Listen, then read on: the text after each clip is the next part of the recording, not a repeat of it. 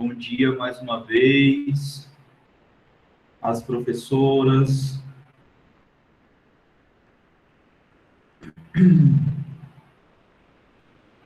Bom dia. Bom dia, professor Júnior. Bom dia, querida. Só uma...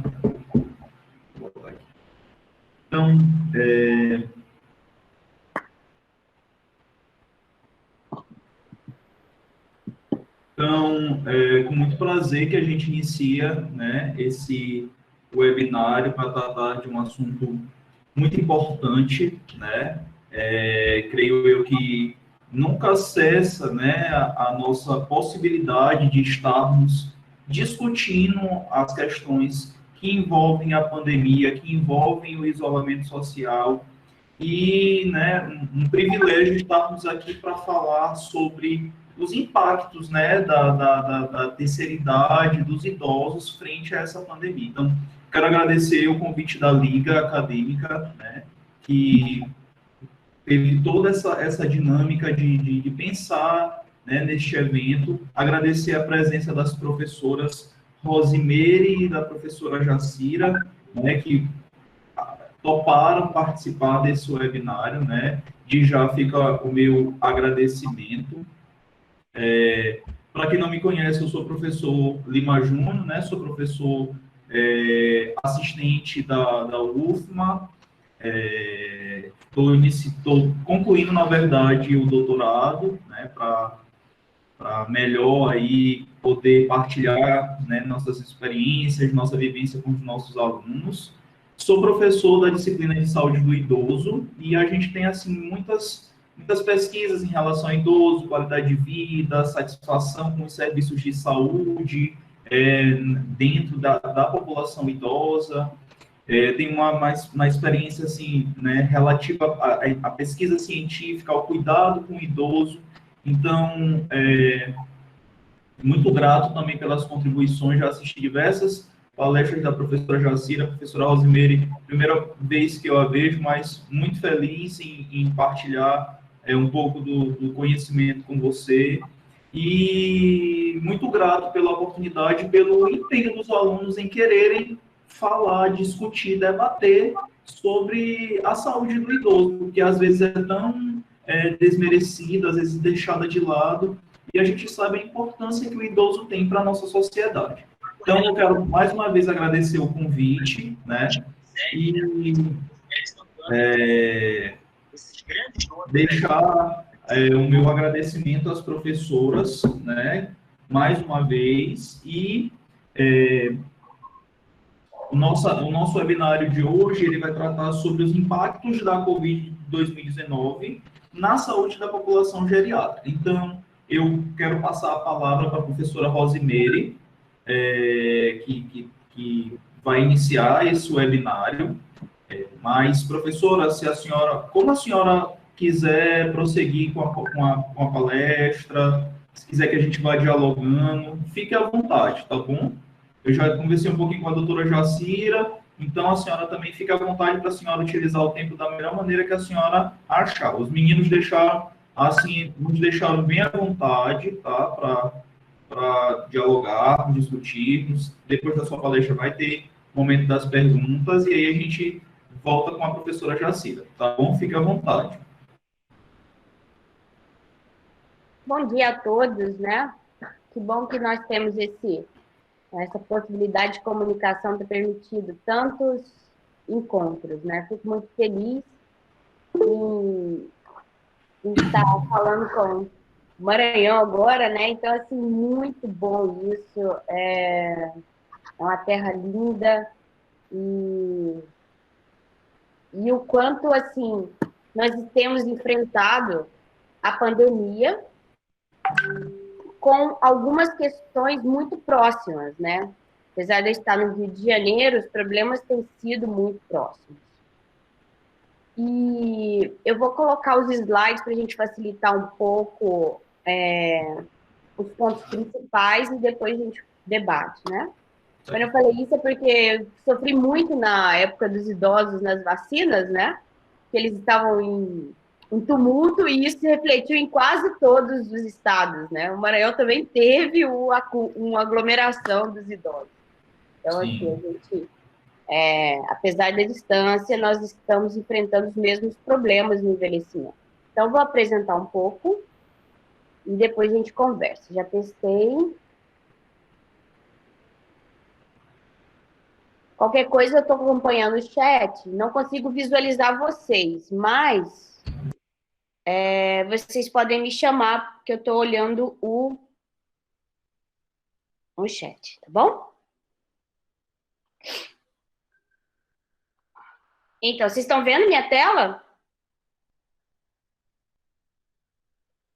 Sim, querida. Tá dando para ver perfeito. Então, impactos da Covid-19 na saúde da população geriátrica, né? Eu queria agradecer, eu fiz uma grande amizade com a doutora Jacira, né? Agora ficou já estamos com contatos aí para futuras parcerias, isso foi uma oportunidade. E também ao professor Lima, que podemos fazer grandes parcerias, né? Também não conhecia, e podemos ter aí muitas possibilidades. No Maranhão eu tenho muito contato com a Vânia, né? E muito bom lhe conhecer também. Eu sou da Universidade Federal Fluminense, sou coordenadora atualmente do Departamento Científico de Enfermagem Gerontológica da ABEM Nacional.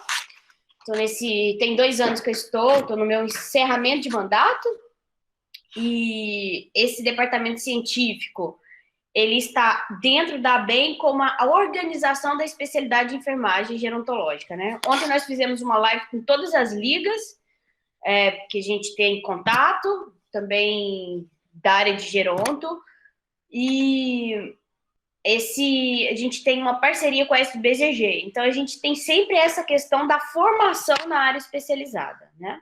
Sou pesquisadora do CNPq e na universidade eu estou em 2 programas, no mestrado profissional e no doutorado e mestrado acadêmico, sempre na linha idoso e processo de enfermagem.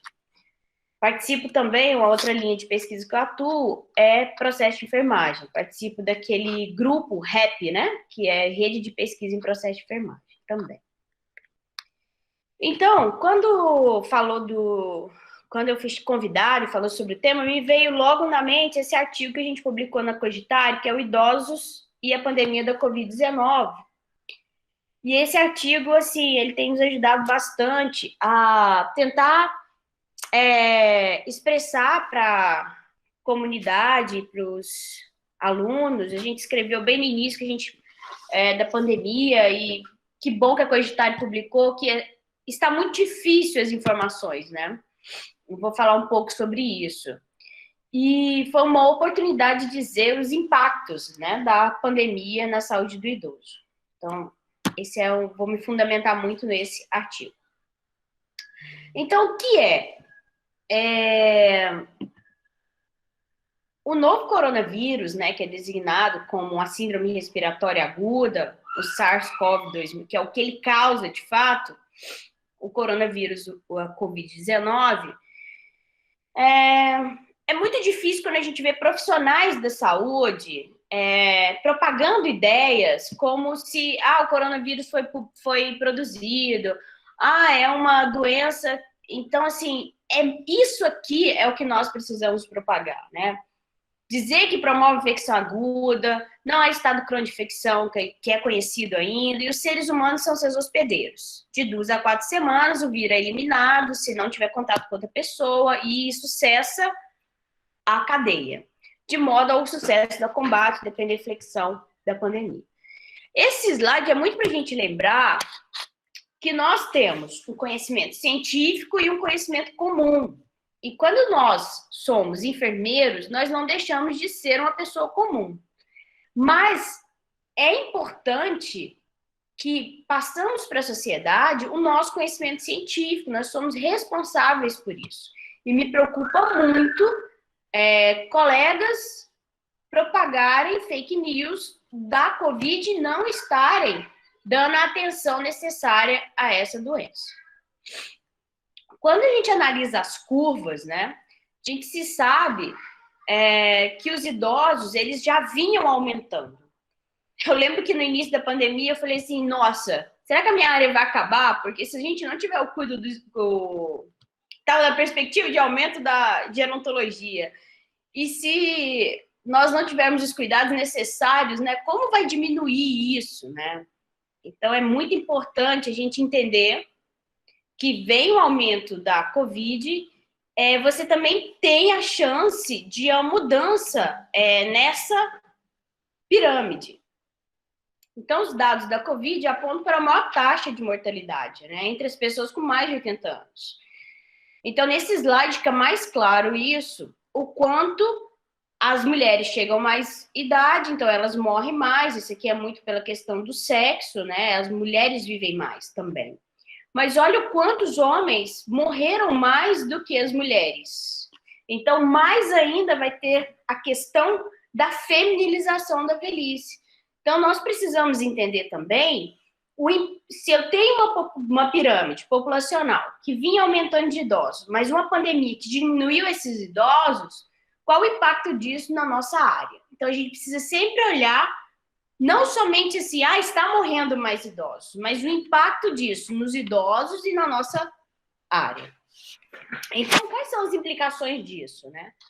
Durante essa pandemia, o mundo e o Brasil adotaram medidas de isolamento e distanciamento social. Interrupção de aulas, de trabalhos presenciais, além do sofrimento condiciado de mortes e hospitalizações, danos emocionais e financeiros que afetaram diferentemente cada grupo geracional. Então, imagina você, idoso, ouvindo que você é o maior grupo de risco, né?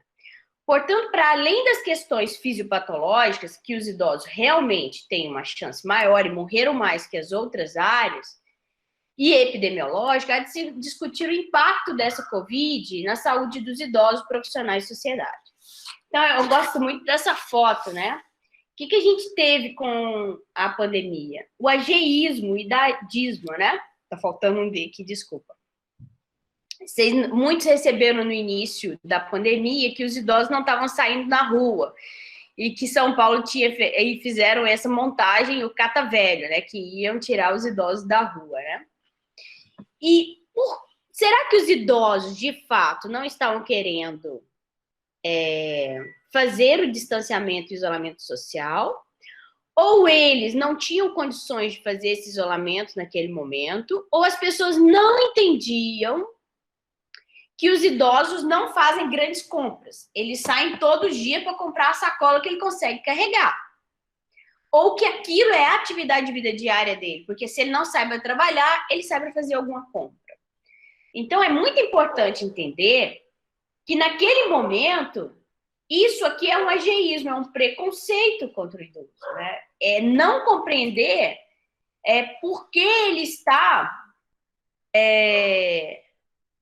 na rua. A gente precisa, então, enquanto profissionais de saúde, evitar esse tipo de propagação e entender que isso gera, na própria sociedade, uma discriminação contra os idosos. Uma outra questão comum na Covid foi as infodemias, né? Infodemias é quando o excesso de informação se torna uma doença. Vocês provavelmente devem estar se sentindo assim. O compartilhamento de mensagens, ela tem sido mais de... o estudo é 323%, porque as pessoas estão em casa e eles usam mais o telefone e as redes sociais. Então, você não consegue acompanhar mais uma rede social, você não consegue acompanhar mais um grupo, né? Imagine aos idosos. Como é ouvir a todo momento, cloroquina faz bem, cloroquina não faz bem. Os idosos têm isso, os idosos têm que ir na vacina, e não vai na vacina, não aglomera. Então, os profissionais de saúde, os enfermeiros gerontológicos e a atenção básica, ela tem que ser a fonte de confiança, o elo da comunicação com esse idoso. Então, é primordial, a atenção básica é o que tem um vínculo com o idoso. Então, nós precisamos acompanhar esses idosos orientando qual é a informação correta. E para isso tem que ter muito treinamento, porque se um colega diz uma coisa e outro colega diz outra, aumenta mais ainda a confusão e o excesso de saúde e o risco para esse idoso não seguir as orientações corretas. A formação em gerontologia, né? Quem olha essa foto, essa cena, né? Isso repetiu no Brasil inteiro. Ou era na fila, ou era no pátio. Juntaram todos os grupos de risco num lugar só. E depois reclamaram da ILPI, né? Os comentários do nosso representante de que só podia fazer transmissão, fazer uma vertical, negócio de fazer isolamento vertical, que só os idosos, isso. Foram coisas que depreciaram a gerontologia, né?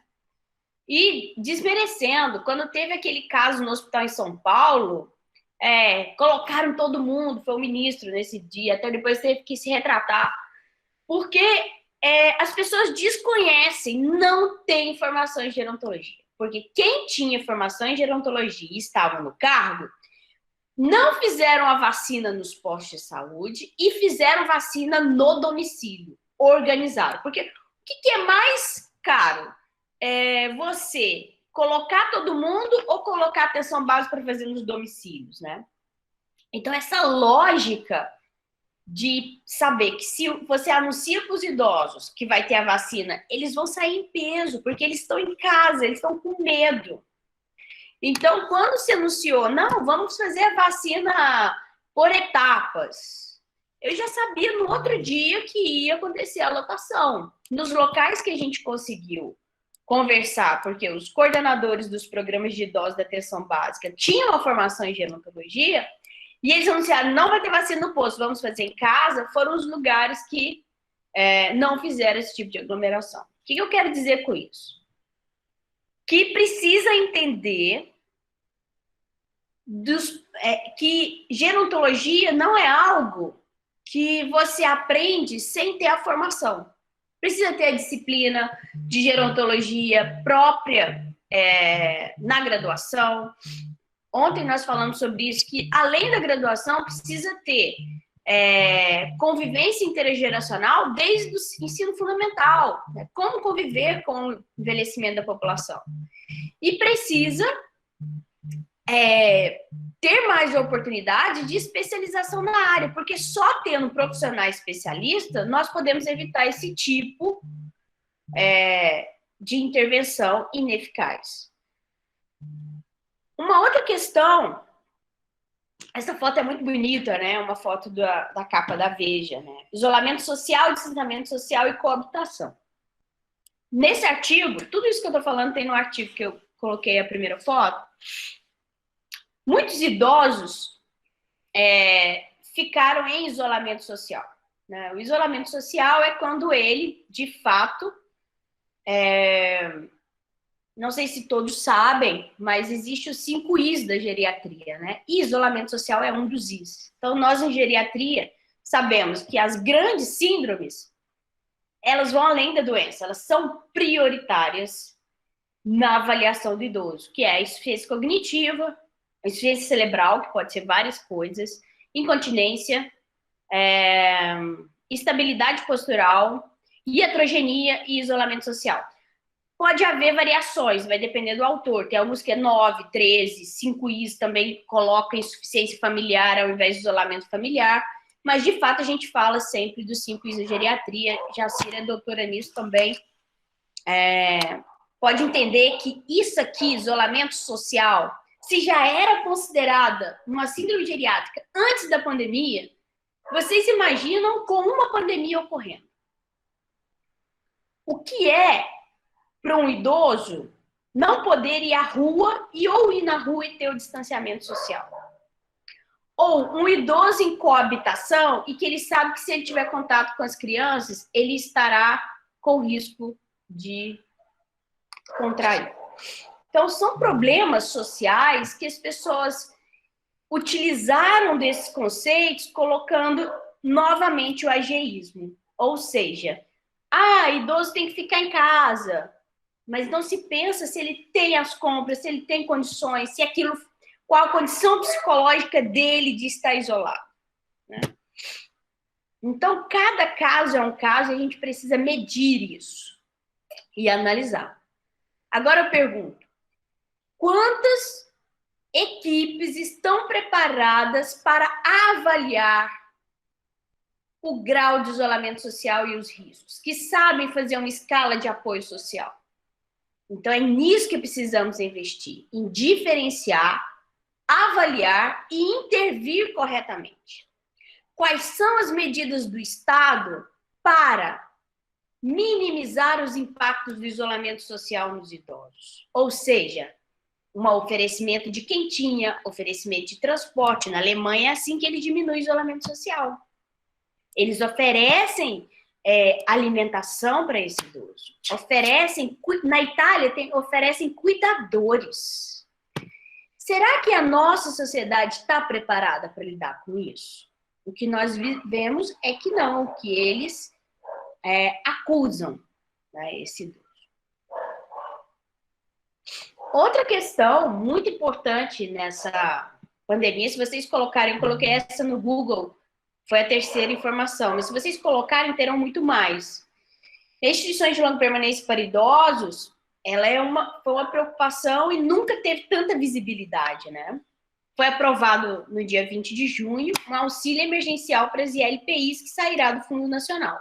Então, esse fundo veio de uma luta da Frente Nacional, que tem Instagram, tem Facebook, vocês podem seguir, falam tudo de ILPI, liderado pela doutora Carla Giacomi. E a notícia é até 33 mil idosos morrem de Covid. No meu celular, por dia, eu devo receber quase 300 mensagens só sobre ILPI. E algumas é assim, morreu 7 pessoas, morreu 9 pessoas, interditada. Vocês imaginam, né, o impacto disso? O que eu posso dizer? A pior notícia dessas todas que eu escutei é que uma instituição tinha sido indiciada como culpada pelo óbito. Vocês já pensaram isso? Como é isso, né?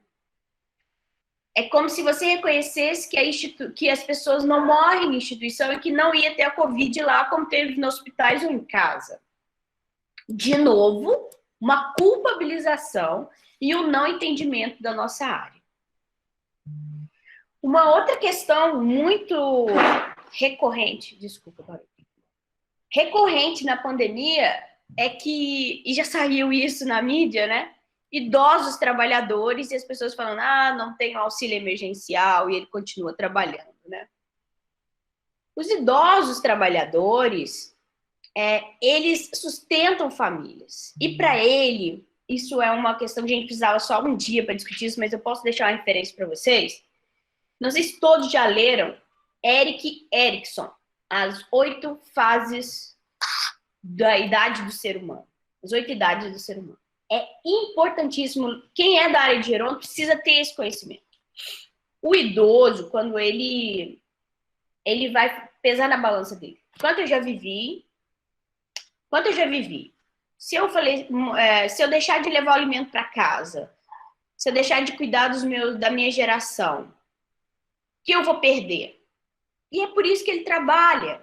E as pessoas criticam, não conseguem entender que para ele o medo da morte já é diminuto, né?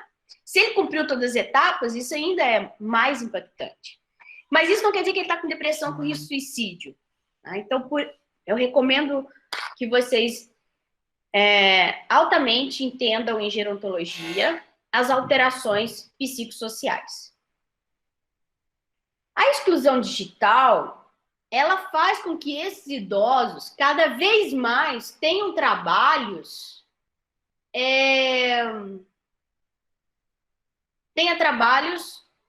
que eu possa dizer que ele não tem a condição de... Ele foi excluído do trabalho, né? E hoje os trabalhos... Vocês imaginam uma pessoa que não sabe mexer no telefone hoje para trabalhar?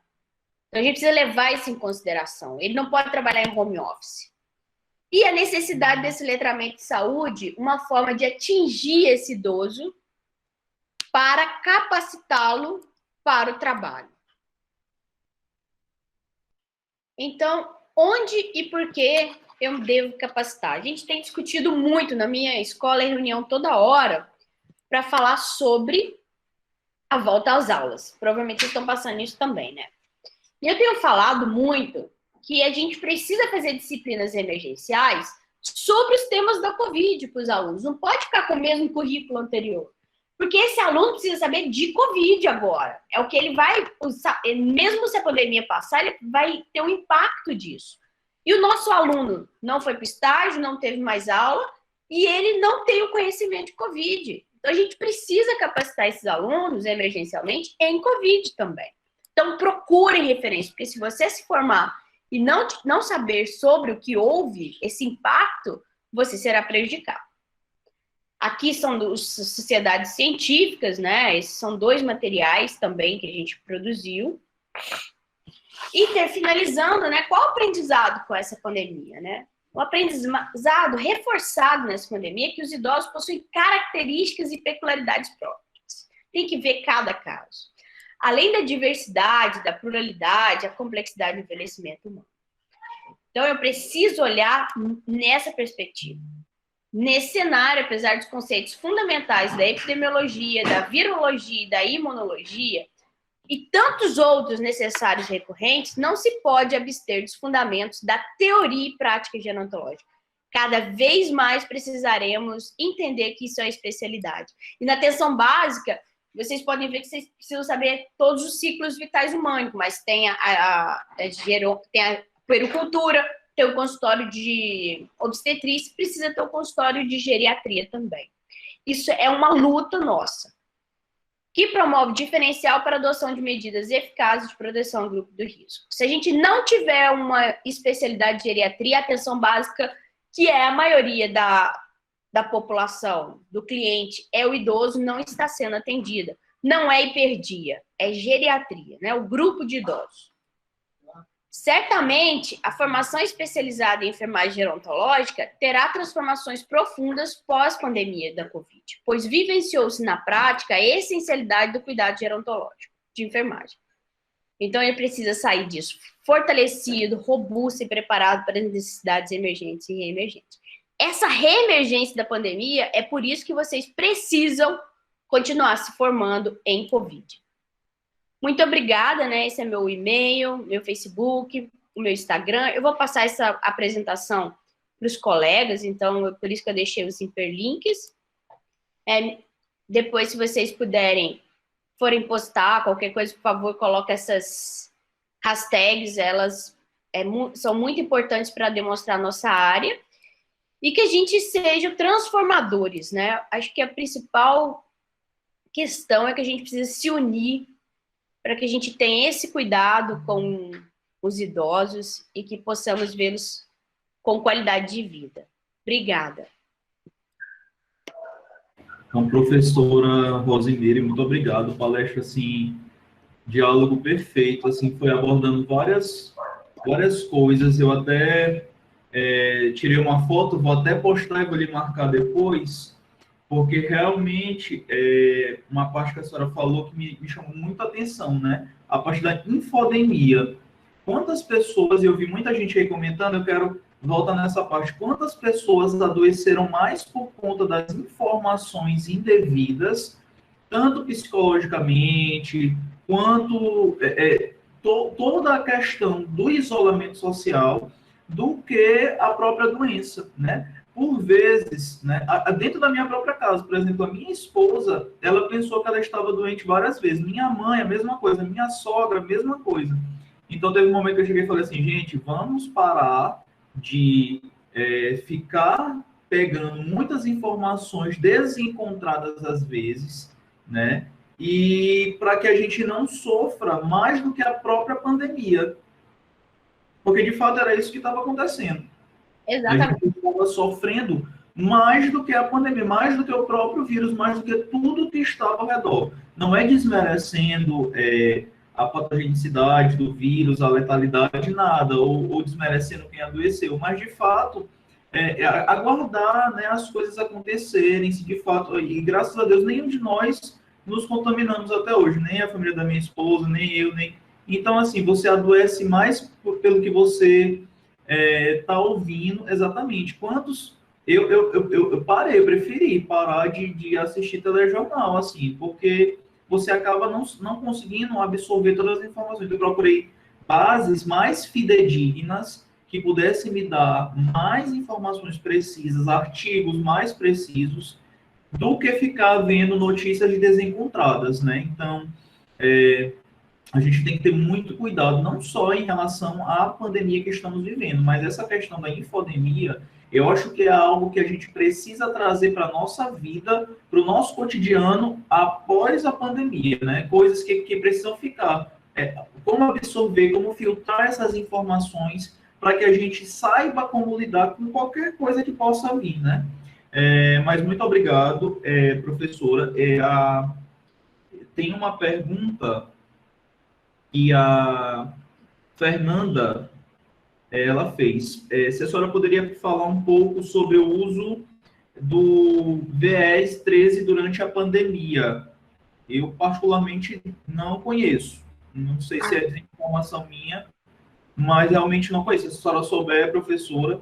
E, mais uma vez, eu peço e reforço que vocês desliguem as câmeras e os microfones, tá? Para que a gente possa aproveitar melhor, para que não tenha interferência no som, deixar somente a minha câmera ou da professora quando nós estivermos dialogando, falando alguma coisa, tá, gente? Então, eu peço encarecidamente, os meninos da Liga estão me pedindo aqui para eu reforçar isso com vocês.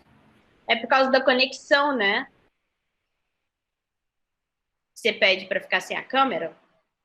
Não, assim, os alunos, porque às vezes eles ficam fazendo atividades e às vezes não sabem que a câmera está desligada, está ligada, e às vezes acaba até roubando a atenção, ou fala alguma coisa e deve, então, assim, para realmente, e também melhorar a conexão, para não dar interferência, então é melhor que todo mundo fique com a câmera desligada e somente a gente, quando for falar ou alguma coisa, a gente ligue nossa câmera e nosso microfone, entendeu? É bom ver os rostos, mas eu concordo. Então... A gente parece que está falando sozinho, né? Mas, infelizmente... Nossa, acabei de ver que eu também estou escura. Nossa, não deu a luz aqui. Tá muito frio aqui. Eu vou melhorar essa luz aqui. Enquanto a Jacira fala. Bom, o VES 13 é um excelente instrumento que avalia o risco de fragilidade do idoso e ele está na caderneta do idoso. Então, a facilidade de utilizá-lo, a caderneta do idoso, ela é muito boa, né? Muito boa. A atenção básica precisa capacitar os enfermeiros, né? Na verdade, eu sempre já fiz várias capacitações em atenção básica da caderneta. E essas capacitações, elas sempre têm essa pergunta: eu preciso ter especialidade para fazer o VES 13? Se você tiver especialidade, você vai ter um olhar diferenciado. Então, assim, é verdade que se você tiver a especialidade em gerontologia, você vai olhar para aquele gráfico da fragilidade, você vai pensar não somente no instrumento, mas pensar no que ele realmente deve exercer, que se ele está mais para o vermelho, eu tenho que fazer uma ação rápida. Se ele está no amarelo, eu preciso intervir. Se você não tem especialidade, você não consegue pensar as intervenções específicas para ajudar esse idoso a não entrar num risco maior, ou seja, na fragilidade, que na verdade ele avalia o risco e se já é frágil. E você precisa, na sua área distrita, classificar esse idoso. Então, o programa do idoso tem essa responsabilidade, colocar o mapa na sua sala, colocar lá vermelho, aqueles negocinhos que pregam no isopor, aonde tem idosos frágeis, amarelo, aonde tem idosos em riscos, e verde. Esses verdes, esses idosos têm que ser mantidos na caminhada do dia. Todo dia, a atenção básica tem que fazer uma caminhada com o grupo verde. O amarelo tem que fazer exercício, tem que chamar o pessoal da educação física para fazer exercício. O que está frágil já está no domicílio, tem que chamar o pessoal da AVD, falar assim, olha, você vai lá e a fisioterapia também, tem que ir lá fazer o atendimento, né? Então, tem que fazer o SAD funcionar. Mas se você não tem avaliação, se você não sabe fazer um VES 13 e direcionar para a intervenção, esses idosos vão cada vez mais usar mais serviço de saúde hospitalar e menos atenção básica.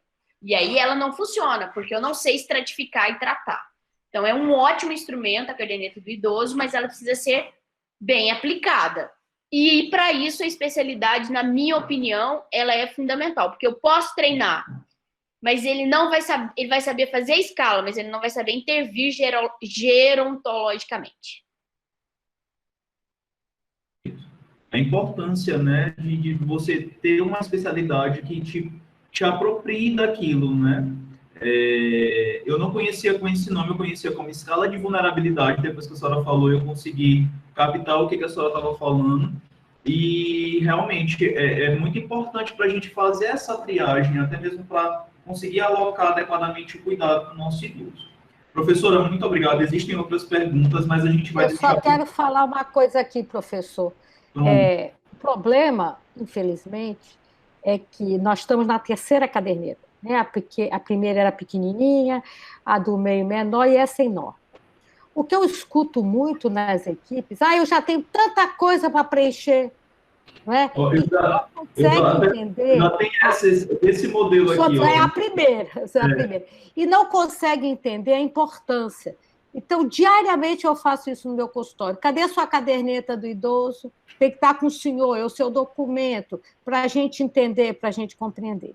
E o professor Renato Veras, Rose conhece, né, da UERJ, da UNAB, há muitos anos ele vem dizendo, com o ritmo do envelhecimento populacional, não vai dar tempo da gente formar geriatras e gerontólogos. Então, o que nós precisamos aprender é geriatrizar a ponta. Então, é como a professora acabou de dizer, não adianta você ser treinado para aplicar as várias escalas que a gente usa na geriatria e na gerontologia, se você não entender o resultado dessa escala e se você não intervir a partir da aplicação das escalas. Desculpa, professora. Não, ótimo. Não, é perfeito. Se você não... se você apenas estratificar, vai ser apenas um papel que você vai preencher e não vai surtir efeito na vida daquele idoso, na vida daquela família, né? E quando você consegue intervir com base naquilo que você conseguiu achar de problema, de diagnóstico e etc., com certeza vai ser, né? Vai vir um cuidado mais qualificado, uma melhora para aquela pessoa. Perfeito. Professora, então, mais uma vez, muito obrigado, professora Rosemary. E a gente dá continuidade ao nosso webinário. Convido agora a professora Jacira para falar um pouco mais, tá? As perguntas vocês podem continuar colocando, que a gente está fazendo a triagem das perguntas, e ao final da palestra, eu, a professora Rosemary e a professora Jacira estaremos organizando para poder responder da melhor maneira possível. Professora, fique à vontade, tá? Muito bem-vinda mais uma vez no nosso webinário. Obrigada, vamos ver aqui se eu consigo colocar a apresentação, né? Eu quero agradecer demais à Liga Acadêmica de Enfermagem e Atenção Básica por esse convite. Eu fiquei extremamente emocionada quando eu recebi. Quem está dentro de casa desde o dia 27 de março, então, professor, a gente precisa dos alunos, então foi com muito orgulho que eu recebi. E esse título, né, desse webinário, Atenção Primária em Tempos de Pandemia. E para mim, para a professora, ficou Impactos da Covid-19 na Saúde da População Geriátrica.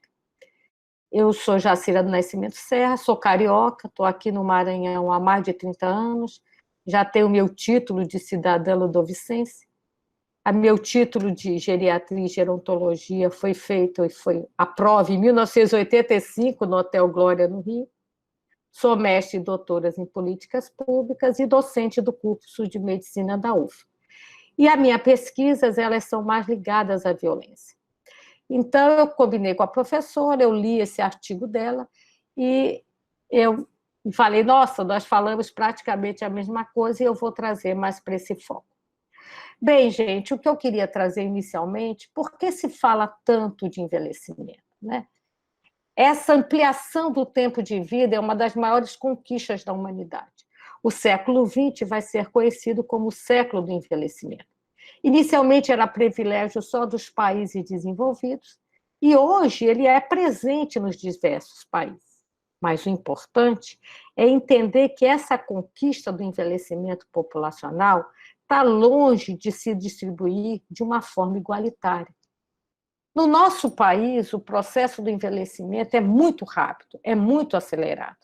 O que a França levou 100 anos para envelhecer, nós estamos envelhecendo em 3 décadas, né? Em 30 anos. Só que num contexto de acentuada desigualdade social, pobreza e fragilidade das instituições. O professor Alexandre Kalash, nesse momento da pandemia, já deu várias lives, várias entrevistas, e ele chamou a atenção disso, que a maior parte dos brasileiros chega muito mal na velhice, uma pensão ruim, sem segurança alimentar e habitacional, envelhecendo nessa pobreza, nessa miséria. Esse é o país, esse é o curso de vida que a gente tem. Interessante que, com esse quadro de comorbidade, nós temos pessoas velhas com 45, 50, 55 anos. Quando eu fiz a minha entrevista para a tese do doutorado, e que eu fui para um grupo de uma UPA, e lá no grupo de idosos, um senhor de 55 disse: eu quero participar do grupo. E a responsável pela UPA disse: não, mas o senhor tem 55. E ele fez uma defesa para mostrar porque ele era um velho. E ele foi a pessoa mais importante da minha pesquisa. E esse país ainda não resolveu, vocês sabem, os problemas de educação, saúde, saneamento. E, claro, envelhecer nesse país traz consequências sérias, sociais e econômicas. E aí, de repente, como a professora mostrou, veio a pandemia. Nós fomos pegos por essa doença que assolou o mundo inteiro. E é claro que a Covid-19 atinge pessoas de todas as faixas etárias, mas ela vai se manifestar de uma forma mais grave, podendo levar à morte na população mais velha. Então, esse momento, reforçou a importância de se tomar cuidados redobrados com a saúde das pessoas idosas. E por quê? Por que o idoso tem esse risco maior? Como qualquer infecção viral, bacteriana, fúngica, os idosos, pelas suas próprias características fisiológicas, né, ele vai ter a senescência com o envelhecimento do sistema imunológico, as alterações respiratórias, cardíacas, renais. Além disso, dificilmente uma pessoa idosa envelhece sem uma doença crônica. Hipertensão, diabetes, Parkinson, demência, insuficiência renal, a doença pulmonar obstrutiva crônica. Então, com isso, a Organização Mundial de Saúde, o Ministério da Saúde e a sociedade que nos rege, a Sociedade Brasileira de Geriatria e Gerontologia, passaram a aconselhar que os idosos, e especialmente esses portadores de comorbidades, aqueles grandes longevos, os acima de 80, os portadores da síndrome da fragilidade, adotassem medidas de restrição do contato social. Então, deveria evitar aglomerações, viagens, sair de casa para compra, academia, grupos de convivência. E reforçaram alguma coisa que todos nós da geriatria e da gerontologia já fazemos, que os idosos devem, quando podem, ser preferencialmente atendidos no domicílio. Bom, então, é fato, é certo, que o envelhecimento populacional no Brasil é um fato.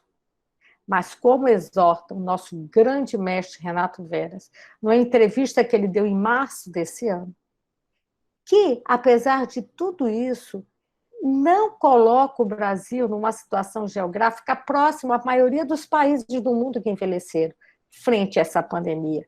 Por quê?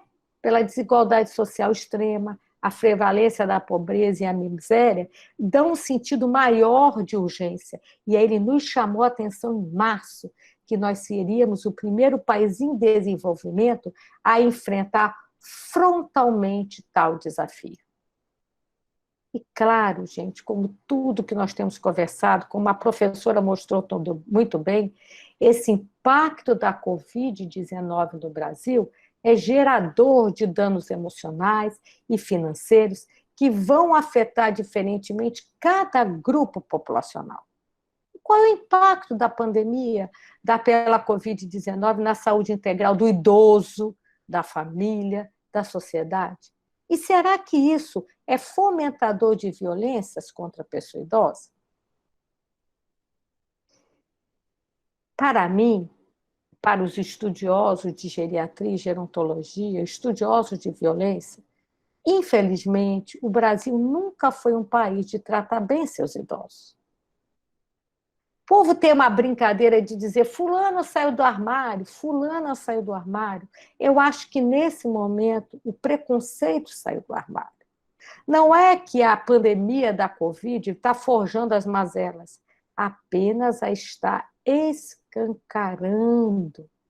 A violência contra as pessoas idosas não aumentou com a pandemia. Ela só está mostrando a visibilidade. A maioria das pessoas só via o pico do iceberg. Só via os casos de violência familiar, a violência física, a econômica, os abusos, os maus tratos, mas não via o bojo do problema. A violência estrutural, a institucional, a interpessoal, a social, a discriminatória, a simbólica, a psicológica, a violência sexual e a infantilização. Os velhos marginalizados, infelizmente, faz parte da nossa cultura ocidental. A cultura oriental tem uma outra visão. A cultura indígena tem uma outra visão. Eu vi essa semana um índio falando que a Covid-19 está ceifando os velhos das aldeias. E cada velho que morre numa aldeia é a perda de um patrimônio. Então, a era do novo coronavírus, essa sensação de exclusão que impronta para eles, não é uma mera sensação, não. É um risco eminente das diversas formas de violência. E aí a professora trouxe até alguns, né? Algumas falas que a gente ouviu. A nossa cultura acha que o velho é um encargo, é um peso. Então, nós vimos vários discursos de homens e mulheres públicas e empresários anunciando essa desvalorização da vida dos mais velhos. Mas esse discurso já existia antes da pandemia. Os velhos eram considerados inúteis, desnecessários e invisíveis. Para que aumento? Nós tivemos uma pessoa que disse antes da pandemia, para que esse idoso precisa de aumento, ele não paga escola? E agora nós ouvimos absurdos, né? Deixa os velhos morrer, assim vai ser bom para a Previdência. Então, agora, essa violência da desvalorização da vida só está mais evidente, mas ela sempre existiu. E outra coisa, que até a professora Rose já chamou a atenção, que a pandemia da Covid-19 está colocando esses idosos num cercadinho. Está fazendo aflorar um perigoso e irracional sentimento de que já se existia, legitimando o desejo de muitas pessoas que lugar de velho é em casa. Há uns anos atrás, na campanha da Semana do Idoso, cada um de nós da rede fomos dar palestra num lugar. E eu fui escalada para dar palestra na garagem de um transporte coletivo, lá no Maiobão. Esse dia eu pensei que eu ia apanhar. Uma sala pequena, cheia de motorista, cobrador, e eu falando da importância do idoso sair de casa, e ele dizia, o que é que esses velhos têm que fazer em casa? Na rua, eles têm que estar em casa. Todo dia sobe e desce do ônibus, eu não paro mesmo. Então, está legitimando esse desejo que as pessoas já tinham dos idosos ficar em casa. Gente, saiu agora, está com menos de um mês. Uma parte desse estudo sabe que é um estudo que já faz há mais de 20 anos, que é em países da América do Sul e do Caribe, e que é um estudo com vários pesquisadores brasileiros que estuda o envelhecimento da cidade de São Paulo, hoje coordenado pela professora Ieda Duarte. E numa dessas lives ela trouxe esses dados que eu achei alarmante, que a cidade de São Paulo tem 1,8 milhões de idosos, que mais de 299 mil vivem sozinhos, sendo que mais de 22 mil têm 90 ou mais anos, e 8 mil completamente solitários, que não tem a quem pedir ajuda caso necessitem, que eles não contam com uma rede de suporte familiar e nem social ativa e eficiente. Então, em vez da gente falar essas brincadeiras, Vamos pensar que as pessoas idosas, por um motivo ou outro, precisam sair de casa, em meio a essa recomendação de se manter em isolamento. E também, numa entrevista na Folha de São Paulo, a grande antropóloga Miriam Goldenberg mostrou isso, que esse preconceito sempre existiu. A pandemia só está fragilizando esses idosos de duas formas. É a população de maior risco, e eles perderam o seu bem mais precioso, que é a liberdade de ir e vir, que está na Declaração dos Direitos Humanos, está na nossa Constituição de 88, está no nosso Estatuto do Idoso de 2003. Então, gente, vamos substituir essa fala de ficar em casa como isolamento por uma outra fala. Vamos cuidar do idoso no distanciamento. Outra, que a professora Rose já chamou a atenção, a violência do olhar da sociedade para os mais velhos, que se espalhou aí nas redes sociais com essa enxurrada de vídeos e memes, com a imagem do idoso tentando burlar a quarentena. Esse tipo de humor, que para mim não é um humor, quando eu recebia, eu deletava, e dependendo da pessoa, eu fazia um discurso sobre o vídeo, é um momento delicado, com esse reforço de estereótipos e infantilização, na medida em que expõe o idoso como se ele fosse uma pessoa sem autonomia, que não tivesse necessidade sempre de ser tutelada por outra pessoa. E aí, interessante que a professora trouxe o caminhão do Catavento, e eu tinha posto também no meu slide, né? Então, a sociedade precisa ter atenção para evitar atitudes de preconceito que infantilizem e ridicularizem o idoso. Eu tenho mais de 30 anos de estrada, estudando envelhecimento, estudando política, nós temos lutado tanto contra a infantilização. Não podemos retroceder nem nesse momento de pandemia. A dignidade do idoso deve prevalecer sempre. Bom, e outra grande violência que vários estudos nacionais e internacionais mostram, que é no seio da família onde os idosos mais sofrem violência. E conversando aqui com os órgãos oficiais, né, do Maranhão, nós temos tido aumento de denúncias, né? Então, o que se pensava, que por ser mais vulneráveis, imaginava-se que esse tipo de violência ia crescer com o isolamento social. O que eu, Jacira, tenho observado é que as famílias que são dedicadas e continuam tendo cuidados com seus idosos, e as famílias negligentes, com certeza, estão aproveitando esse momento como justificativa para abandoná-los. Mas a gente não pode ver essa violência intrafamiliar, essa violência domiciliar, como algo, essa família é má, essa família é ruim. Nós temos vários fatores de risco, entre eles os lares multigeracionais. O envelhecimento populacional, você às vezes tem 4, 5 gerações morando numa mesma casa. É um gerador de conflitos. E nesse momento da pandemia, o que está acontecendo? O professor Júnior acabou de dizer, a esposa dele estava toda hora achando que estava doente, a mãe, a sogra. Então, é um momento de tensão. Além disso, é um convívio inesperado. Imagina, a filha dava um beijinho na mãe, saía a trabalhar, só olhava a mãe de noite. Hoje estão 3 meses todo mundo juntos. Eu tenho tido casais que estão 3 meses juntos, que os filhos não vão, que os netos... No outro dia, uma me ligou num domingo de tarde. Olha, Jacira, dá um jeito no teu velho, porque ou eu mato ele ou ele me mata. Então, esse convívio está sendo complicado. E, claro, não se pode esquecer, como geriatra nem gerontólogo, e a caderneta do idoso também tem como a gente avaliar o estresse do cuidador, que esse convívio diário, que essa ausência do restante dos familiares, não podemos esquecer das relações antes do envelhecimento. Muitas famílias dispensaram o cuidador formal. Então, isso tudo está aumentando o estresse do cuidador. Bom, e além disso, saiu agora. Não sei se vocês lembram que eu disse que o professor Renato deu a entrevista em março, mas saiu agora, em maio, um relatório com as análises e recomendações sobre desafios enfrentados pelas pessoas idosas, um relatório da ONU, assinado pelo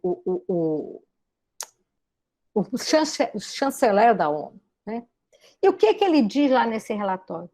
Que a pandemia está colocando as pessoas mais velhas em maior risco de pobreza, discriminação e isolamento, com impacto potencialmente arrasador sobre as pessoas idosas nos países em desenvolvimento. E aí, eu trago aquela fala que eu coloquei bem lá no início, que era a orientação da Organização Mundial de Saúde, do Ministério da Saúde, da Sociedade Brasileira de Geriatria e Gerontologia, que o atendimento às pessoas idosas deve ser preferencialmente em domicílio. Mas quais domicílios vivem os nossos idosos? Como é que a maioria dos nossos idosos estão vivendo? O que nós temos observado é que muitos idosos não envelhecem com casa própria, mas tem um grande número que envelhece. E o que está acontecendo agora? Os familiares estão perdendo emprego, não estão conseguindo pagar o aluguel e estão voltando para a casa do idoso. Como a professora mostrou, muitos idosos são aposentados, mas continuam trabalhando, não é porque eles acham bonito, não, é porque eles querem. É para aumentar a renda familiar. Há muitos anos atrás, a promotoria do idoso, o conselho do idoso, a vigilância sanitária fizeram uma entrevista aqui no Maranhão, nas nossas praças do centro, querendo saber por que tinha aquele idoso vendendo suquinho, bombom. Por que ele estava lá? Para aumentar a renda familiar. Além disso, parece brincadeira, mas não é, muitos dos nossos idosos envelheceram a vida inteira trabalhando na informalidade. E com isso, teve redução ou perda da renda, desde a chegada desse novo coronavírus. Muitos dos nossos idosos, gente, não têm documentos, são invisíveis para a sociedade. Como sem documento ele vai conseguir receber o auxílio emergencial? Muitas das nossas idosas são aprovedoras da família. Elas respondem por mais da metade da renda dos seus lares. E o professor Silva, da Fiocruz, disse uma coisa, e numa entrevista para a Brasco, ele disse uma coisa alarmante. Gente, preste atenção. Se os idosos sustentam as famílias, se eles morrerem, quando passar essa pandemia, o nosso país vai estar mais pobre. E quando a Declaração Universal de Direitos Humanos nos mostra que reconhece o direito à vida, à assistência médica, ao tratamento digno e igualitário, nós vimos, durante aqui a pandemia do coronavírus, que como foi discriminatório o atendimento para as pessoas. Com 3 meses da pandemia na Itália, saiu um documento protocolar do que corresponde à vigilância sanitária de lá, dizendo que os idosos não iam ser mais atendidos, porque não tinha leito para todo mundo, não tinha respirador, fazendo a discriminação pela idade. Depois isso foi corrigido.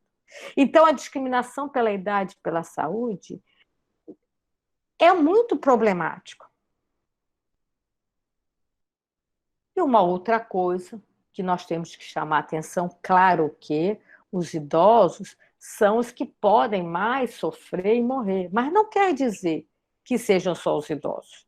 Nós temos trabalhos atuais que a cada 1 a 3 brasileiros mortos pela Covid tem menos de 60 anos. E aí saiu agora, em maio, uma ação conjunta das várias sociedades, a Sociedade Brasileira de Geriatria e Gerontologia, a de Infectologia, de Cuidados Paliativos, a de Medicina Intensiva. Eles fizeram um protocolo retirando a faixa etária como um dos 3 critérios principais de triagem na UTI. E, claro, incluíram a avaliação da funcionalidade, que é o que o geriatra e o gerontólogo trabalham. A gente avalia nossos pacientes pela funcionalidade.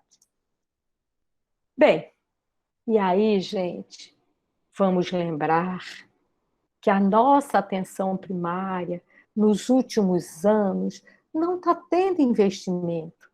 Isso impacta principalmente as populações mais excluídas, que dependem do SUS. Esse orçamento está sendo drasticamente cortado nos últimos anos. Então, não é a epidemia que está fazendo isso, não. A epidemia só está expondo essa realidade tão cruel que já vem há anos e anos.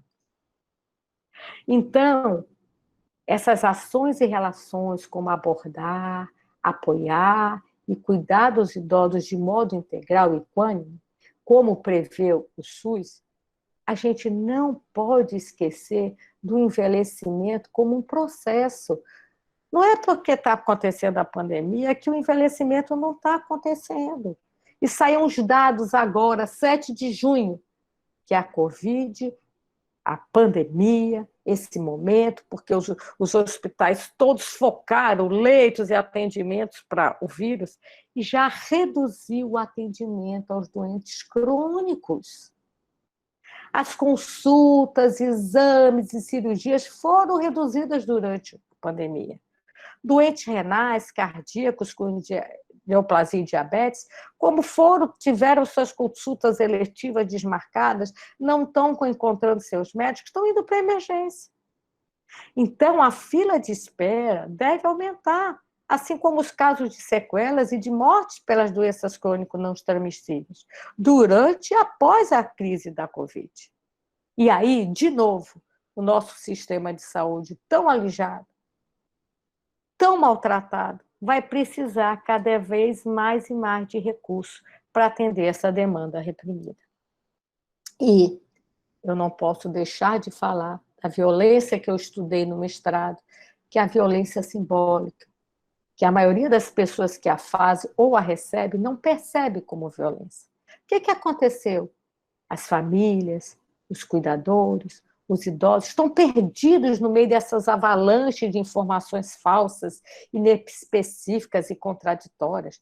Está cheio de palpiteiros e oportunistas de plantão. Eu nunca vi tanta live, eu nunca vi o YouTube, tanta gente ensinando alguma coisa. E o que acontece? Faz com que as famílias fiquem tão perdidas e negligenciem a queixa dos idosos. Eu tenho famílias, e soube disso, que ficou com uma idosa 1 mês em casa, que caiu, que provavelmente fez uma fratura de colo de fêmur e de bacia, sem levar para a emergência, com medo da pandemia. Porque os familiares estão com receio de levar os idosos aos hospitais. Outras famílias que tinham a sua equipe multidisciplinar que ia em casa, o fisioterapeuta, o fono, o terapeuta ocupacional, suspenderam, não vem mais ninguém aqui para casa. Mas o envelhecimento está continuando. Muitos familiares tomaram a decisão, eu vou pegar a cuidadora de mamãe e vou mandar ela ficar o mês inteiro aqui em casa para ela não ficar indo e voltando no transporte. Obviamente, o cansaço do cuidador, o estresse do cuidador é um fator de risco para várias violências. E o que eu tenho observado muito, é claro, que os idosos são particularmente mais vulneráveis aos efeitos prejudiciais do Covid. Ele é um grupo de risco. E vai sofrer esses efeitos desse isolamento, desse distanciamento. Então, para muitas pessoas, não está sendo fácil a adaptação a essa nova realidade. E o que eu tenho observado no meu dia a dia, apesar de eu estar mais de 3 meses dentro de casa, mas estou trabalhando mais do que nunca no teleatendimento, no telemonitoramento, o que eu tenho observado é que os idosos autônomos e dependentes, que iam passar yoga, para o seu tai chi, que iam fazer compras, que dirigiam o seu carro, estão deprimindo, estão ficando extremamente ansiosos. E os nossos idosos, dependentes e frágeis, dementados, estão abrindo delírio, gente. E é muito fácil você ver o delírio hiperativo, mas o hipoativo as pessoas não percebem. Então, precisamos ter uma atenção especial aos familiares, aos cuidadores e aos idosos. É importante a intervenção adequada da estratégia da saúde da família, da equipe multidisciplinar. E o que eu quero deixar para vocês de considerações finais? O que a pandemia da Covid-19 está nos ensinando e vai nos deixar de ensinamento? Eu li essa entrevista do professor Pontes, na revista Hades, da Fiocruz. E sabe quando você lê uma entrevista e você, meu Deus, eu queria ter falado tudo isso. É o que eu queria dizer. Então, o que é que ele chama a atenção? A pandemia da Covid-19 tornou evidente que as sociedades não podem abrir mão dos sistemas públicos de saúde e de seguridade social. Agora, todo mundo está lembrando do SUS. E as suas? Se nós tivéssemos realmente funcionando as suas como deveria, era ela que deveria estar vendo essa entrega do auxílio emergencial.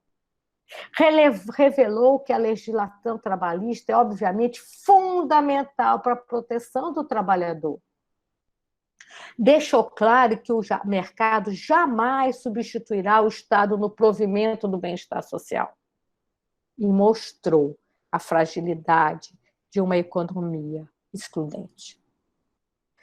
A pandemia da Covid-19 alertou para o fato de, apesar de nossas diferenças, precisamos nos unir. Essa foto é agora, recente da pandemia. Lá em Jerusalém, vários chefes de religiões diferentes que nunca conversaram se reuniram para orar. Ela mostrou que precisamos construir um mundo mais humano, mais solidário e mais justo. Nós vimos diversos moradores das estradas fazendo quentinhas para os nossos caminhoneiros, pessoas humildes que mais tinham para eles. Mostrou que nós precisamos ser menos preconceituosos e individualistas, em vez do eu e o nós. Quando eu tomo decisão de fazer festa, quando eu tomo decisão de ir na rua sem máscara, quando eu tomo decisão de não usar o álcool, eu não estou pensando só em mim, não. Eu estou pensando que eu posso estar afetando várias pessoas. Isso a pandemia tem que nos mostrar. Precisamos desconstruir preconceitos. Na Nova Zelândia, esse homem de 95 anos pegou 4, eles chamam lá de autocarros, 4 ônibus, para ir para a marcha contra o racismo. E quando o entrevistaram, ele disse, mas desde jovem que eu venho para essa marcha, por que eu não poderia ir? E esse desconstruir preconceitos tem que estar na saúde também. Nós tivemos uma idosa aqui de 104 anos que recebeu alta pelo Covid. Então, parar com esse negócio, isso é da idade. Não, deixa. Não sei o quê. Temos que desconstruir esses preconceitos. Precisamos fomentar a cultura do respeito.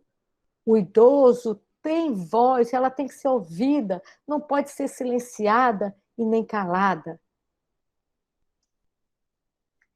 Eu espero que nesse mundo pós-pandemia, ou mundo com pandemia, seja um mundo sem violência, de todas as formas, tipologias e nuances. Obrigada, gente.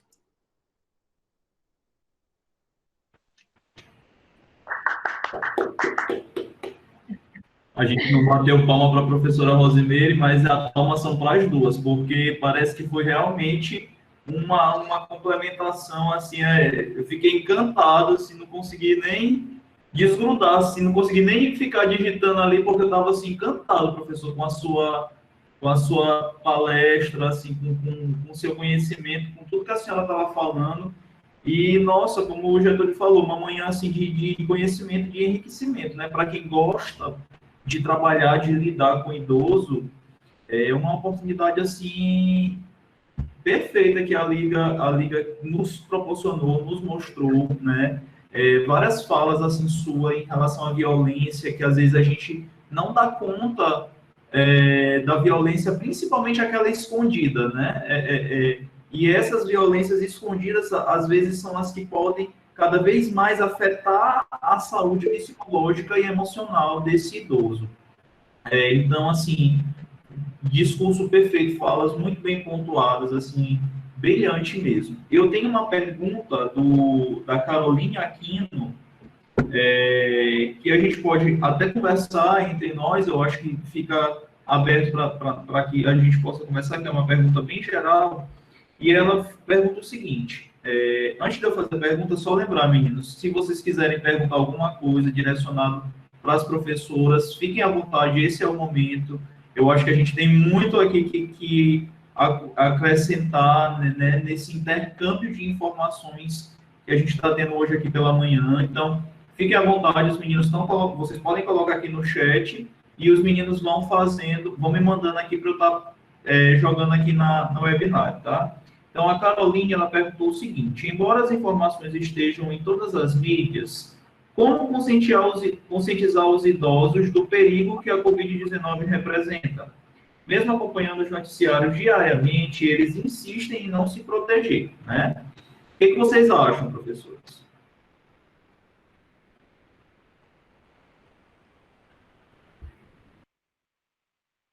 Já Eu deixei a senhora falar, professora. Diga, professora. Não, seu microfone estava desligado. Então, é o que a gente falou, né? Esse pensamento é muito da cultura que nós somos um país, como a professora Jacira falou, um país jovem, e que nós não temos ainda a cultura gerontológica, né? Então, nós precisamos implantar e pensar que há uma necessidade de cuidados intergeracionais, né? Quando a gente pensa assim, a gente está pensando que o adulto há o ciclo de vida que pode ir às ruas, o ciclo de vida que é o produtivo. E isso é muito de um país que não pensa nas suas gerações. Eu não sei se vocês, fazendo uma metáfora, né? Não sei se vocês têm filhos, por exemplo, né? Nós fomos criados em outra geração. Nós não podíamos ver televisão quando os pais estavam vendo o jornal dele, era o horário dele fazer jornal, não era assim, Jacira? A gente não tinha... A gente pedia bênção, a gente fez... As crianças não existiam pediatria na década de 70. As pediatrias são coisas recentes. A gente não consegue imaginar isso porque a pediatria se instalou e a gente hoje tem uma dificuldade que a gente não tem as clínicas geriátricas nos hospitais. A gente não consegue pensar, é tudo misturado, né? Porque ainda não separou esse ciclo vital. Mas a pediatria era assim também, era misturado, né? Então, assim, eles, com o Estatuto da Criança, que é anterior ao Estatuto do Idoso, que é de 2003, a gente é jovem nisso, o Estatuto do Idoso é de 2003. Então, vocês têm que pensar a especialidade de gerontologia como oportunidade, porque ela é nova. Então, se a gente pensar que as crianças hoje decidem os que vão ver, elas têm autonomia, que houve uma cultura de que não pode bater em criança, que não pode amarrar criança, que a gente não pode gritar, que a cultura da violência com as crianças, ela também é atual. Ela existe hoje, a proteção da criança, porque foi todo um trabalho. E é isso que a gente está vivendo com a gerontologia, né? A gente está fazendo todo um trabalho para que isso se torne um respeito a essa ciclo vital, assim como as crianças conseguiram. Os adolescentes ainda nem tanto, né? A gente ainda não tem a cultura tão intergeracional dos adolescentes, ainda são muito incompreendidos e por isso hoje também tem uma campanha muito grande com os adolescentes. Não sei se vocês percebem, mas aquele noticiário, né? Um dos mais vistos no Netflix, que os adolescentes do suicídio, também porque não tem ainda uma cultura que a sociedade cuide dessa geração. E os idosos também, são as duas populações com maior risco de suicídio hoje. Então, é isso que a gente precisa começar a entender, né? A intergeracionalidade, as gerações se cuidando para que tenha uma cultura que haja espaço para todas as gerações. E aí, professor e alunos, vocês veem que na própria fala dessa pergunta, e eu vou pedir que o professor Júnior faça novamente a pergunta. A própria fala da pergunta tem a violência simbólica da pergunta. Veja aí, professor. E o ageísmo, na própria pergunta também, né? Justamente. Tem na própria fala está embutido o ageísmo, o idadismo, o idaísmo. E eu, como eu gosto de trazer tudo para a nossa falar, né, eu gosto de falar velhofobia. Né? Fale aí, professor, a pergunta. Vamos lá. Embora as informações estejam em todas as mídias, como conscientizar os idosos do perigo que a Covid-19 representa? Mesmo acompanhando os noticiários diariamente, eles insistem em não se proteger. Essa pergunta está cheia de violência simbólica, né? Eles insistem em não se proteger. Alguém senta, alguém conversa, alguém explica. Eu tive famílias que tomaram a decisão. Eu tenho uma paciente idosa, lúcida, orientada, morava sozinha no Turu. A filha chegou um dia lá, de repente, mamãe, vamos embora para casa, a senhora não fica sozinha, o vírus vai agarrar a senhora. Pegou a maleta, jogou coisa da idosa dentro, levou a idosa para a casa dela, sem perguntar se ela queria, se ela não queria. Eu tenho uma outra paciente de 97 anos, lúcida, orientada. Ela tem dificuldade para deambular. Mas um domingo de tarde ela me ligou e disse, Jacira, eu estou me despedindo de ti. Eu digo, por quê, senhora? Porque eu fui deixada aqui para morrer. Ela tem 97 anos, mora num apartamento sozinha com a empregada, que chega às 8 da manhã, sai às 5 da tarde. Aos sábados chega às 8 da manhã, sai 2 da tarde, e ela passa todo o tempo sozinha. Só tem um filho que todo sábado ia, fazia as compras, lanchava com ela. O neto disse para o pai, o senhor tem mais de 70 anos, é para ficar em casa. Não é para sair. E aí ela me disse, e aí, doutor, então ele escolheu a outra velha para morrer, né? Porque ele tomou essa decisão do pai dele e me deixou aqui. Então, não é dizer que eles teimam, é muito difícil para o idoso. A primeira entrevista que eu dei, quando começou a pandemia, que eu falei que os idosos tinham que evitar abraçar os netinhos, o que eu recebi de enxurrada de velha brigando comigo, tu é louca, Jacira, não vou deixar de abraçar meu neto, não sei o quê. Então, a gente tem que explicar. Se está difícil para nós, da área de saúde, entender o que está acontecendo, imagina para o idoso que nasceu no século passado. Né? Então, há necessidade, então não vamos com essa frase do ageísmo, do idadismo, da violência. Eles estão teimando, não estão teimando. A gente tem que explicar. Se você explicar, ele vai entender, ele vai compreender. Por exemplo, apareceu um neném lindo ali para a Rose. Eu tenho certeza que ela disse para ele 1000 vezes, não aparece que mamãe vai estar falando. Não é? Mas ele apareceu. Seria um problema. É? Então, é assim com os idosos. Então, a gente tem que compreender isso. Tenho algumas preocupações com essa...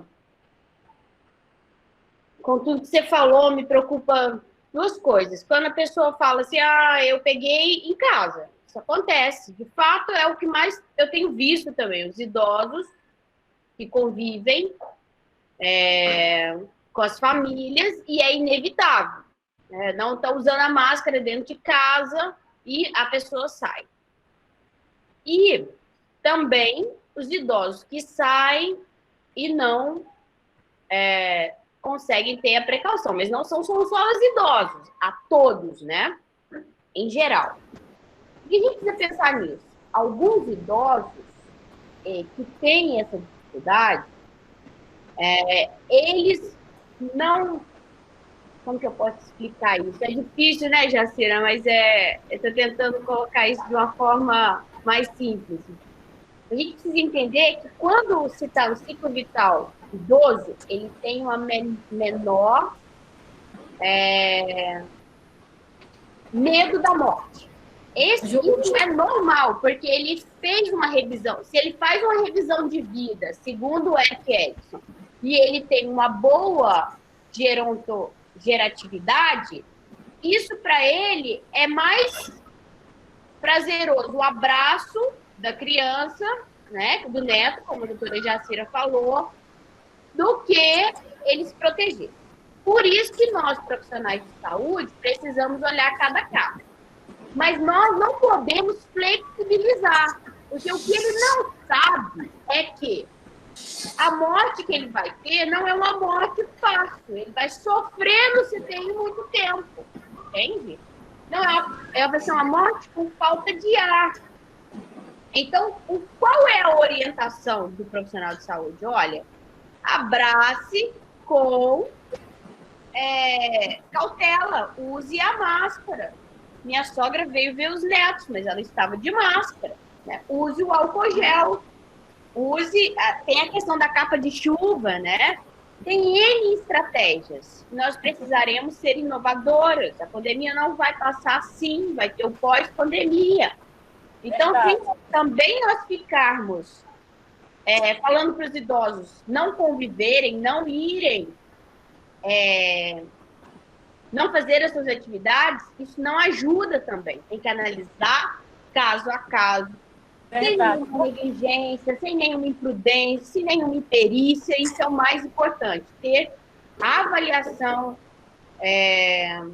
dessa capacidade funcional, avaliação da família, avaliação dos códigos. Tem que ter uma cientificidade. Isso que eu queria deixar bem claro. Precisa ter, não pode ser tratado, como a doutora Jacira falou, eu tenho me incomodado muito também com isso. De repente, todo mundo entende velho. Entende? Isso é impressionante, gente. Vocês não têm noção disso, das coisas que nós escutamos, né? De repente, todo mundo entende que não pode ser assim, precisa ter cientificidade. Então, essa era a principal coisa. Uma outra coisa que me preocupou muito também são os cuidadores. Os cuidadores não têm formação para uso de EPIs. Não tem. Verdade. É uma sociedade.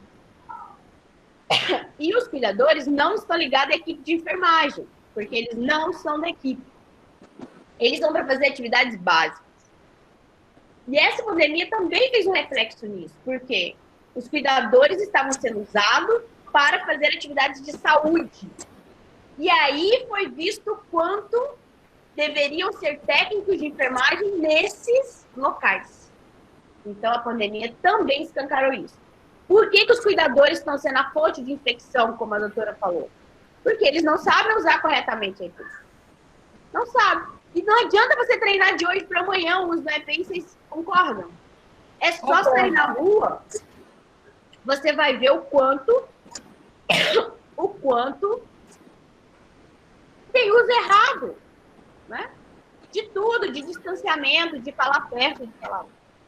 Ontem eu fui fazer o teste para ingressar na ILPI, sexta-feira. Eu fui de manhã, fiz o suave. É de matar aquilo, né? Doído pra caramba. E de tarde eu fiz o teste de dedo. Sabe quanto tempo eu esperei para fazer o teste?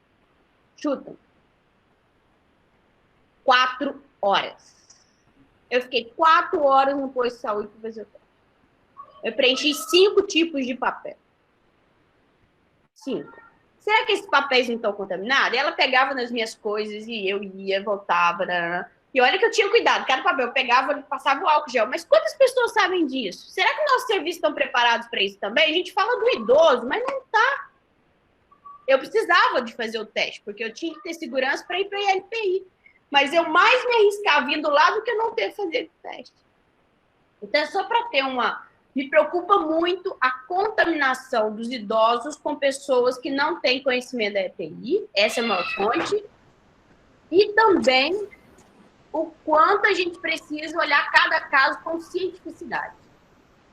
Verdade. Muito obrigada, viu? E concluindo também, professor, o que eu tenho observado, porque eu estou com 2 médicas mais jovens da minha equipe que estão fazendo as visitas domiciliares, mas a gente discute toda noite os casos que elas foram ver. Que as famílias não compreenderam direito o que é o distanciamento social, o isolamento social. Aí pegaram os idosos, botaram dentro de um quarto, daí o senhor não sai. Mas Verdade. todo mundo na casa trilhando, entrando, saindo. Ah, eu não sei como o papai pegou dentro de casa, como a vovó pegou dentro de casa. Entendeu? Justamente. Então, as informações estão muito truncadas, não se tem essa informação. E em relação às LPIs também, já os dados que a gente tem de trabalhos de LPI mostrou que a maioria dos cuidadores que trabalham na IPI não foram treinados para usar os EPIs e não sabem usar os EPIs. né? Então, é tudo muito novo, né? A gente tem que ser treinado, né?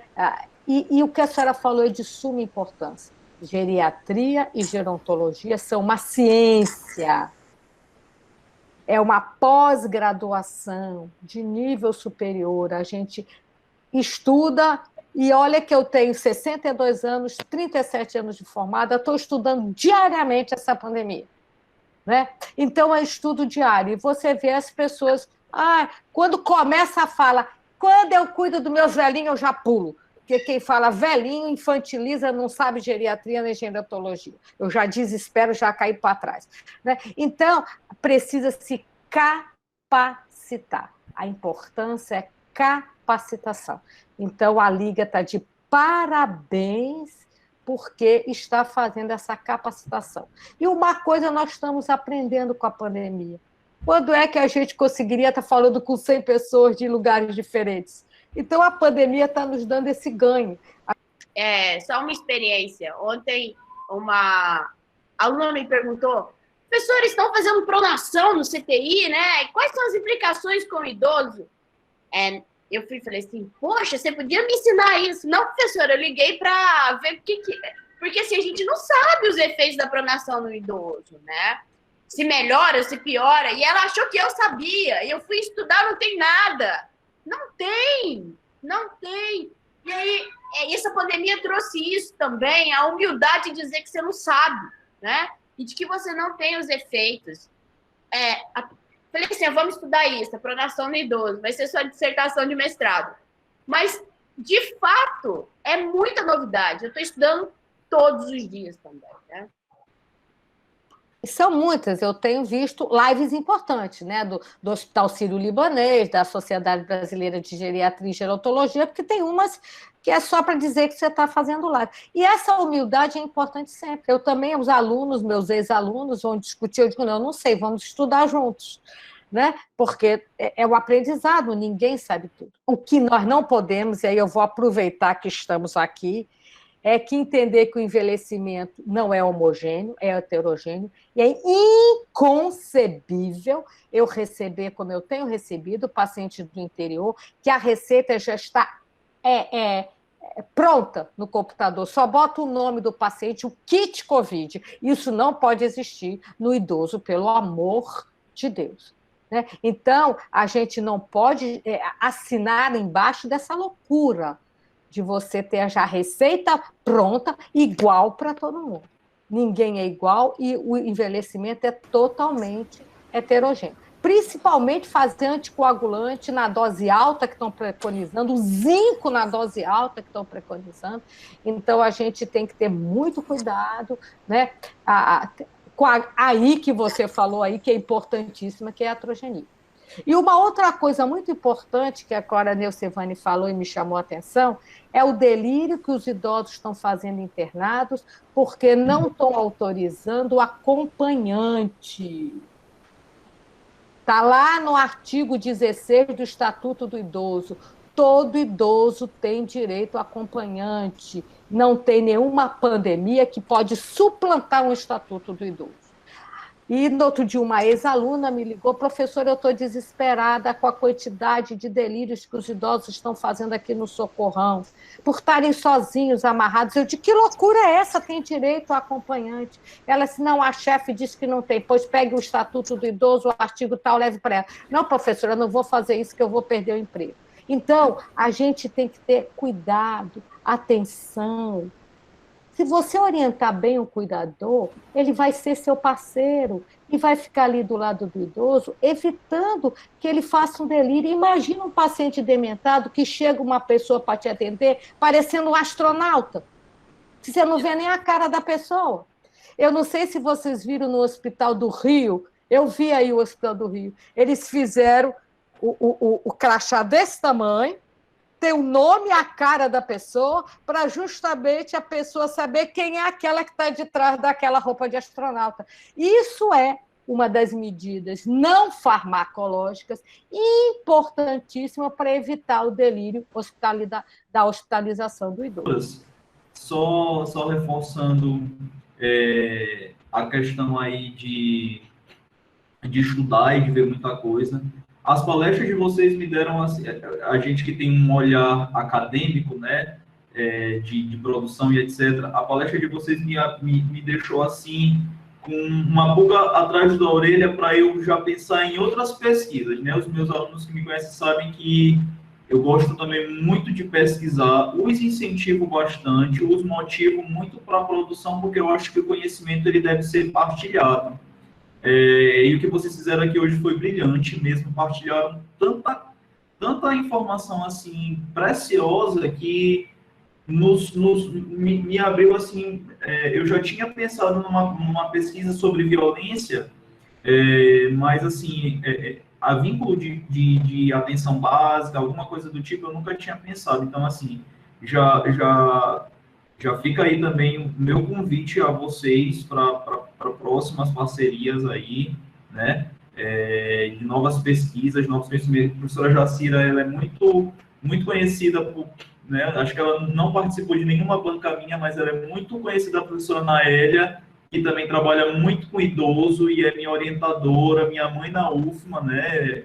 Me orientou na monitoria de saúde do idoso, na graduação, no mestrado. Infelizmente, não pôde me orientar no doutorado, porque na UFMA, quando eu entrei no doutorado, só tinham 3 opções, né? O Ciências da Saúde, o Saúde Coletiva ou Políticas Públicas para o enfermeiro.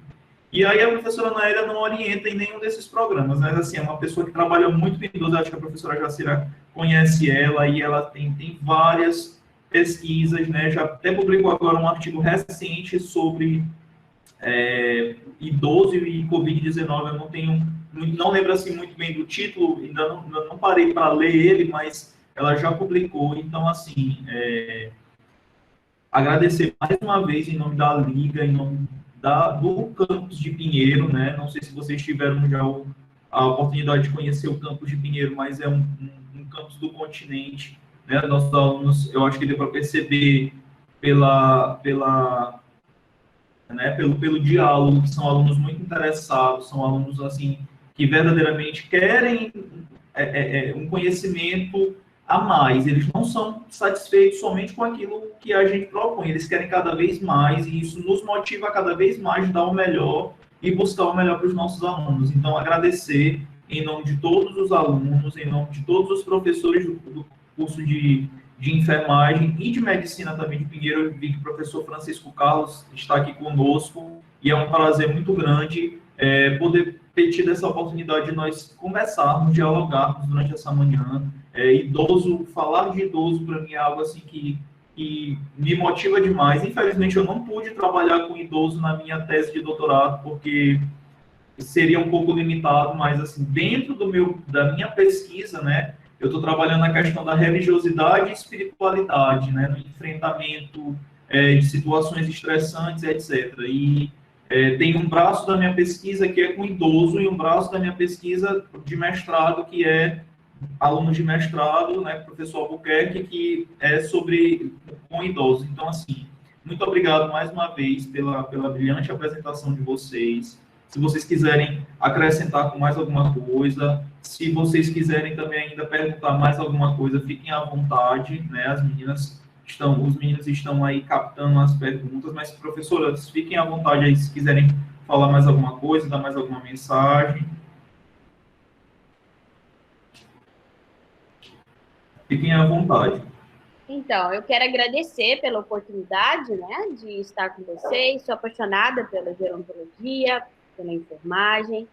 Espero que a gente tenha salvado algumas almas para a área, né? A gente brinca que a gente salva almas, porque é uma paixão e a pessoa vai se sentir sempre feliz. Quem gosta de idoso se sente realizado, né? Então, assim, venham para a nossa área, estamos precisando de mais pessoas. É uma área promissora. O que vocês precisarem sobre formação de residência, pós-graduação, nós temos um grupo de ligas de geriatria e gerontologia. A gente pode ajudar nisso. Na escola da UF, a gente tem uma pós em enfermagem gerontológica. Nós estamos com o projeto de torná-la EAD, hoje ela é presencial. Temos a residência em geriatria e gerontologia e a pós multiprofissional. No mestrado, a gente orienta saúde do idoso, no doutorado também, né? Temos os enfermeiro, geriatra e educador físico, é multiprofissional. Então, quem quiser, meu contato eu já deixei, quem quiser, sou apaixonada por isso, que eu puder ajudar. Foi um prazer lhe conhecer, Jacira, muito grande. Você falou que você é carioca, eu sou goiana, né? Você viu o sotaque, não tem sotaque carioca. Então, nós mudamos de cidade. Prazer, José Lima. Obrigado ao Getúlio, que me convidou, a Kelly, que entrou em contato comigo, todos os alunos, José Lima Júnior também, que entrou em contato comigo. Vocês foram muito simpáticos. Parabéns pela organização. E contem comigo. Obrigada.